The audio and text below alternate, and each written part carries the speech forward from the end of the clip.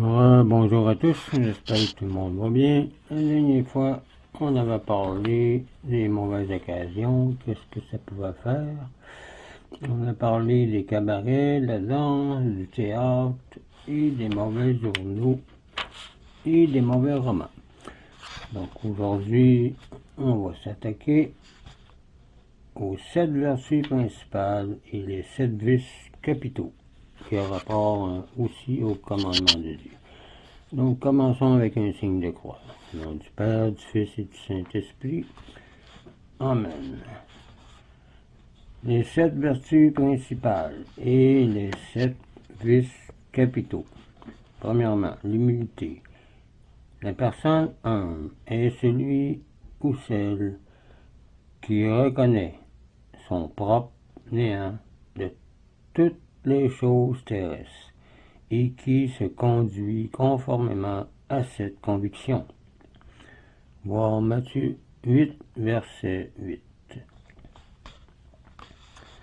La personne parvient à l'humilité par la considération de la majesté de Dieu et de la fragilité des choses terrestres. Voir Luc 17, verset 10, Psaume 18, verset 12 ou Psaume 19, verset 12.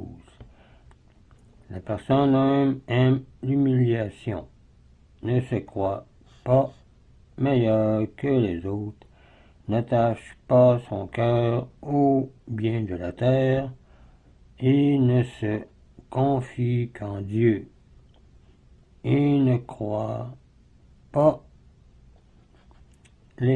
l'homme ou la personne et ne craint pas la personne.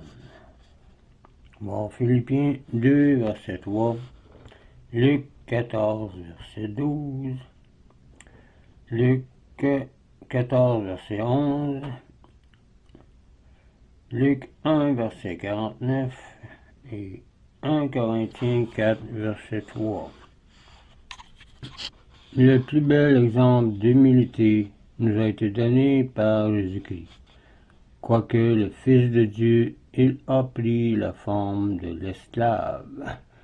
Il a vécu volontairement dans un grand abaissement ici-bas. Il était très condescendant dans les rapports avec les humains, et il mourut enfin de la mort ignominieuse de la croix. Voir Philippiens 2, versets 1 à 10 et Matthieu 8, verset 7. Dans ses discours, Jésus-Christ nous engage constamment à l'humilité. Il dit par exemple que celui qui veut être le plus grand parmi vous soit votre serviteur. Voir Matthieu 23, verset 13. Et encore, quand vous aurez fait tout ce qui vous aura été recommandé, dites, nous sommes des serviteurs inutiles. Voir Matthieu 18, verset 13 et Matthieu 18, verset 4 et Matthieu 11, verset 29, etc. L'humilité mène à une haute perfection, à l'élévation et au bonheur éternel. Par elle, l'intelligence est éclairée. On obtient la véritable paix de l'âme et de Dieu. Le pardon des péchés, une efficacité plus prompte à la prière, une victoire plus facile dans les tentations. Voir Luc 14, verset 11, Jacques 4, verset 10, 1 Pierre 5, verset 5, Proverbe 3, verset 32 et Ecclésiastique 35, verset 21. Parlons maintenant du vice opposé à l'humilité, qui est l'orgueil. On est orgueilleux quand on exagère sa propre valeur ou la valeur de ses biens terrestres et qu'on manifeste extérieurement le sentiment d'exagération. Voir 1 Roi, chapitre 17, ou Hébreux 2, verset 5. L'orgueilleux ou l'orgueilleuse se fait remarquer de ses semblables par ses discours et ses vêtements excentriques souvent. Il recherche les honneurs, les dignités et les biens de la terre, mépriser le secours, il méprise le secours et la grâce de Dieu, et ne compte que sur lui-même et sur les choses de la terre. Voir Luc 16, 18, verset 40, Matthieu 7, verset 4, et 1 Pierre 5, verset 5. L'orgueil aussi conduit à tous les vices, à l'abaissement et à la damnation éternelle, et détruit aussi la valeur de nos bonnes œuvres. Voir Ecclésiastique 10, verset 15 ou Ecclésiaste 10, verset 15. Voir aussi Luc 14, verset 2 et 1 Roi 17 encore, et Esther 6, verset 7, Matthieu 6, verset 5. Parlons maintenant de l'obéissance. L'âme obéissante est celle qui est volontiers disposée à exécuter les ordres de ses supérieurs. Voir Genèse, chapitre 22, Philippiens 2, verset 8, et Romains 5, verset 19. Ceux